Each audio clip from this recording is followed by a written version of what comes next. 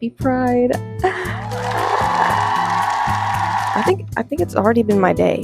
When is the sunset? When is the sunset flag? I think it's the 3rd or something. It was already my day. I'm back for another video with my iPad mini and lots of thoughts, because I'm a thought daughter. I'm the eldest daughter, so I'm obviously the thought daughter. That's just, and thought in THOUGHT, not the other one. Just clarifying that.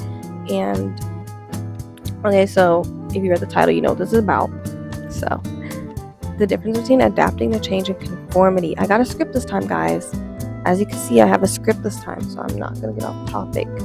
And if you see me looking up, I'm looking at a spider. There's a really huge spider web in front of me, and I didn't want to take it down. So I've just been letting it live here, and honestly, it's not doing anything.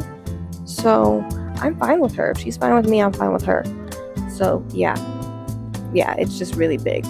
I ain't never seen a spider web this big. She got really cocky when she found a new place to stay. But okay, anyways, my thesis for this is that adapting to change by definition means that you are fully accepting that this is either your only and best option to just get used to it, while conformity is often masked for adaptation. That, I literally just thought about that, because I was like, when people conform, they don't really say they're conforming. They don't admit it. They kind of just act like, I didn't have any other choice, so I did this and I did that. Like there was a weapon, there was a against my head. Like, no, girl, no, boy, no. No, people don't like to say that they've conformed to something. Like, it's not, and it makes sense. It's not very honorly, and it doesn't show that you're confident. It's a negative aspect to say that you're easily conforming or easily able to conform. So I understand why, though I think there's a reason for that. Like, when people adapt, they don't really say I adapted, or like they don't talk about it a lot. Like, if you were forced into a situation, you just accept it and you move on. If you conform, if you conform, you just conform. I don't know, but I wrote it down because there's a lot of different meanings to it, I think, and I think there's it's like a double-edged sword. I think there's two sides to it. And the first thing that I thought of was the Black Lives Matter movement in 2020, when it hit like peak, and all brown people were fed up. All minorities were fed up, no longer taking the disrespect that was carried on from the 90s to the 2000s and so on. Like, it was like at least 3 generations that were tired of the cycle after the murder of George Floyd. And it was honestly a very delayed response from the media. I think we should have, because we've had movements before this, and it should have gotten more media coverage before it got to this point. But yes, it was very delayed, and that's what happened. So, and basically what this was brown people no longer taking disrespect and speaking up against outward and obvious oppressors in the workforce and casual situationships, family even. Because of this, casual racism was no longer tolerated, hair discrimination was no longer tolerated, and stealing from other cultures was no longer tolerated, which was a thing going on for a long time. It was a big thing, especially around 5 to 3 years before the 2020 movements, because obviously Indian culture was highly influential on pop culture, highly influential. And nobody addressed that boho was really just like random things that people were pulling from Indian culture. It was just stealing and then playing dumb. That's what it was. So none of that was tolerated anymore, as it shouldn't be. When we came together as a community and all put our foot down, it resulted in consequences. People losing their jobs, because people started posting people on the internet, rightly so, because it was kind of the only thing we could do until law enforcement actually started protecting us. So yeah, when it started on the internet, people losing jobs for saying certain things to students that they used to say all the time. It was casual. Racism was very casual before this, and it's starting to get more casual now because of the current state.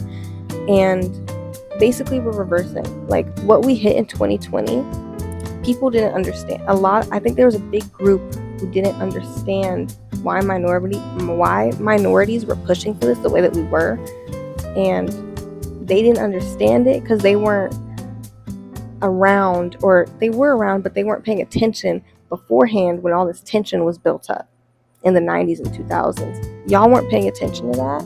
So when an outburst happened, you didn't understand what it was for. It was like, that's like if someone has been sneakily sneak dissing their friend in conversations for years, and all of a sudden their friend blows up on them, and they're like, that's what the reaction was. So that because of that, there were a lot of people who didn't understand it, and so then I think they were forced to adapt to the situation. This is where it gets into conformity, because I don't think they conformed. It wasn't, some people did, some oppressors did, though others were forced into adaptation, because at this point it was, you were risking a career, you were risking your reputation. Because there were consequences now, though. The fact that there had to be consequences put in place for people to stop being disrespectful, even just in public and professional spaces. They're the same at home. Those same people say the same things that they would at home. They just don't say them in professional spaces. They're starting to now. They're starting to get back to that. But I can't even say back then, because it wasn't that long ago. It was like 6 years ago. So 6 years ago, six or 4 years ago. I'm not gonna say 6, 7. I'm not gonna do that for y'all. But yeah, 6 or 5 years ago, it was really, there were consequences put in place. So what I'm saying with this is, the situation forced a lot of white people to act respectful towards minorities, specifically African Americans, in professional and public spaces, because some of their true feelings would result in a loss of a career or more. Okay, this is bright enough. Now there were consequences put in place. They couldn't say what they wanted outwardly and not have something done about it. So because of this, I'm gonna fix my light again. Okay, that's better. Now, because of this, I thought, I just considered this, by the way, and I don't think it's conformity, it was forceful adaptation. While some people saw this movement as a good thing, others saw the rising rates of diversity on TV and assumed being white wasn't in anymore, or wasn't the beauty standard because it was quote unquote boring. They missed the whole plot, the entire plot of the movie, and just saw the credits. That's what that is. If you put it in perspective, and even in skin shade. Now, before that, like if we think 2014 on ads, there were brown children, though they were either very light with a very loose curl pattern. That's the most you would see. You'd never see a dark-skinned woman on TV, a dark-skinned black woman. Not available in this country, I guess, because you wouldn't see it. It wouldn't be available. I don't remember one time I saw a dark-skinned black woman or a black girl on TV once before maybe 2019. I really can't even think of one time. I'm sure there's ads out there, but if we put it in percentage, probably less than 2, because we still don't see them on TV represented as much as they should be. So it was a huge difference for the black community to see ourselves on TV and represented in ads. And I mean, even the Proud Family, that's a new TV show. And it's by Disney. And I mean, let's just put, if we put percentages and how long it went on for rate, it makes a big difference. And I think the fact that they were seeing less of them and more of something else. And the way they saw that negatively, because they didn't consider, it confused me that they didn't have the emotional intelligence to consider, why would I need to see anybody else other than someone who looks like me? That is an issue that I think was being ignored at home, because as a child I was happy to even see any minority, like Hispanic, Asian, Indigenous. I was happy even if it wasn't another Black girl.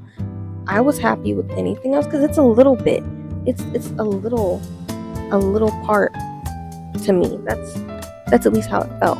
I'm wondering why it was an issue for some people in 2020 when you're still being shown on screen, just not the magnitude you were before. It's just, that's it. I mean, even Victoria's Secret shows. When have you seen, like, before 2020, when was a dark-skinned woman, or how many dark-skinned women were on the runway? Not many. Very difficult field for them.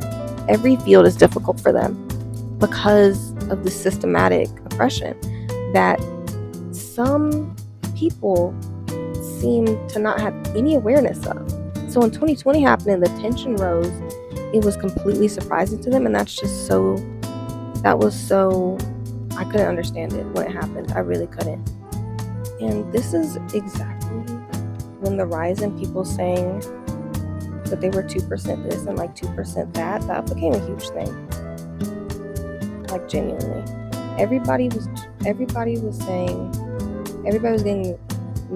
the Me Too test, where it's like your DNA, like the DNA genetic test, and then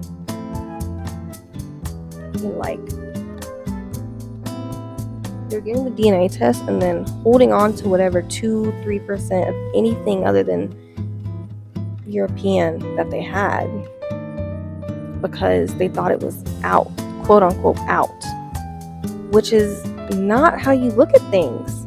That's an incredibly negative way to look at a very powerful movement for certain people. Incredibly negative. That's like if I saw a movement of monks trying to get a new temple, and I'm like, well, where is my picture in this temple? I don't hear you mentioning anything about me in this temple, so I don't want the temple. Like, that's not the point, sweetie. That's not the point. That's what I'm trying to say. I'm not trying to make it seem like they were I don't know if it was intentional for everybody, though. It's a lack of understanding. I don't understand it, because now this is difficult to put. It's difficult to put into words, because I'm thinking you've accessed the internet and books, and honestly, if I heard that some group was having this huge movement to stand up for themselves, and they haven't in years, I'd be like, oh my goodness, how did I not know about this? How did I not know about all this oppression and systematic racism? I would have educated myself. I'd educate myself hard. So the fact that nobody was interested in educating themselves shows me it was a lack of emotional intelligence, because you didn't care. And I know some people were young during this time, that's on your parents. Though anyone older, like conscious, if you're old enough to be conscious, you should have been educated. People should have been, I'm not speaking to anyone specifically, though. If you know, I know if you're watching this and you're thinking about it, you know how you reacted during that time to all this to all of that change, whether it was positive or negative. There should have been some education going on, and you can't blame the school system, because they were never going to put that out there. If we never said it, they would have never said it. They would have never brought it up. So that's not an excuse. And I think I'd say it was more of a forceful adaptation for some people, because they didn't know what was going on, or just didn't care. So it made no sense to them, because they didn't see themselves in the picture, which is selfish. Once again, that is a very selfish way to look at things. And I don't know if that I don't know if that has to do with the rise of individualism. Like, did you not care because it didn't involve you specifically? Or are we just not looking at the future? I don't know which one it is. Either way, it's still kind of stupid. It's still kind of silly to think I don't see myself in this picture, so I don't care if the picture gets put up. That's like looking at a massacre 1,000 years ago and saying, why should we make a museum for this massacre if I don't see anyone who looks like me in the picture? Not how you look at things. It's not a respectable perspective. And at least to me, in my opinion, it's not a respectable perspective. And they were I feel like a lot of people are either mentally or subconsciously adapting to the fact that they weren't allowed to do or say whatever they wanted anymore without consequences. Because if you think about it, I remember people were being corrected all the time on TikTok saying this isn't appropriate anymore. You can't say this word anymore. You can't do your hair like this anymore. You can't classify people as this anymore. And it honestly reminds me of the O.J. Simpson case with the N-word. That was a huge change, and it took a lot of correcting. I think this was the same. We're moving backwards now, but still, during this time, it was a lot of correcting for the change that was needed, for the consequences that follow, and just correcting inappropriate behavior and discriminatory behavior. That's it. That's what it was. Now, the other flip side to adapting and conforming, and by the way, I'm not directing this. I'm not trying to be negative about this. This was just my first example. That's all. I'm just a thought daughter. That was my first example because it brought me right back to 2020 when I could visibly see the difference in someone who was adapting and conforming to all this racial change. Because some people are either negative and aggressive about it, and others were gentle and just flowed with it. You could tell a difference. There was a huge difference in attitude and how people treated you. So, yeah. Now, the flip side to this is AI for me. Are you adapting because... Let me restart. So, for AI, another example could be AI. Are you adapting because you think it's unstoppable, as was the long past due consequences to go along with racial injustice? Or are you conforming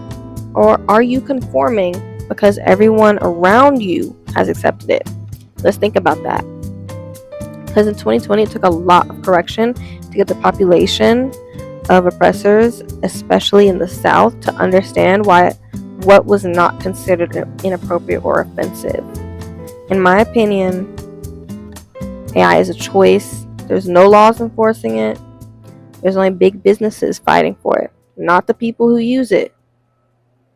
The people who use it aren't the ones advocating for it. It's the ones who get money from it that are standing up for it and standing up for its position in everything. So that's what I think about that. And to me, that tells me that it's an optional choice that you don't have to do. If it's optional, why is everyone trying to coerce people into it? Like it's just gonna happen. It's not just gonna happen. Is there a law that says I have to use AI to do my homework?